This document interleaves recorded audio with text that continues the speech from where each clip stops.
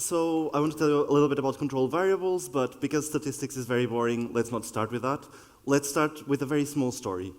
Now, the story that I want to focus on is about people getting ill and what are the best solutions for it. Let's imagine two groups. We have one small group which has kidney stones. So these stones slowly build up in our kidney due to terrible reasons.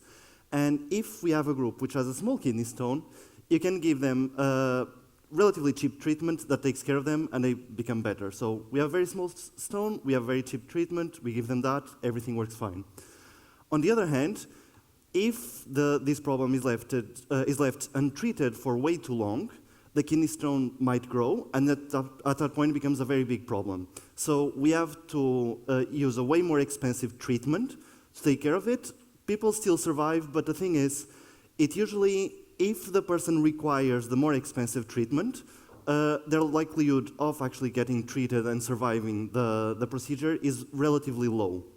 Now, this is a very simple setup. I hope this makes sense to everyone. If you have a very small kidney problem, you give the cheap treatment. If you have a very big kidney stone, you give the expensive treatment. You hope that it works, but sometimes it doesn't.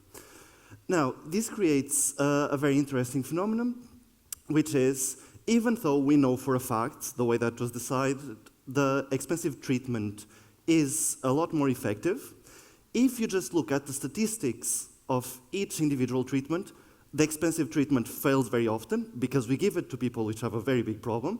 The cheap treatment rarely fails because we give it to people that don't have that much of a problem. This entire setup makes sense. It's very clear to see it was built from the ground up to show this asymmetry. But the thing is, we don't realize it very often in our day-to-day life. So the thing is, I'm not going to go into these more controversial topics if you talk about gender bias, racism, all of that. But there's a lot of statistics that get thrown around in our daily lives, a lot of issues, a lot of very big problems that are being discussed, and they suffer from this problem. We're only looking at the overall statistic and not at the individual variables that we should be controlling for. So we can look at gerrymandering, for instance. If you're not familiar with the concept, it just means that when you're gathering votes between the different parts of Italy, more common, the different parts of the US, they have a very famous bilateral voting system. You can actually control how you divide the states to make sure that votes go your way. You can look at acceptance rates at university.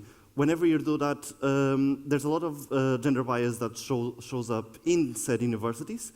But then you need to control for what department are you applying for, where did you study from before applying to university.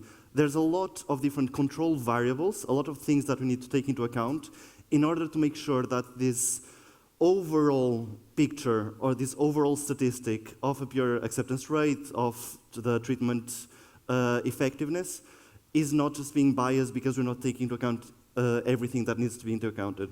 So my takeaway message and what I want to embed in all of you is whenever you see a statistic, whenever you see someone just telling you, oh, have you seen this number? Because of that, we need to do A, B, and C. Ask yourself, what should I be looking into? What are the control variables that I should use to split this statistic into things that make sense? Thank you very much. So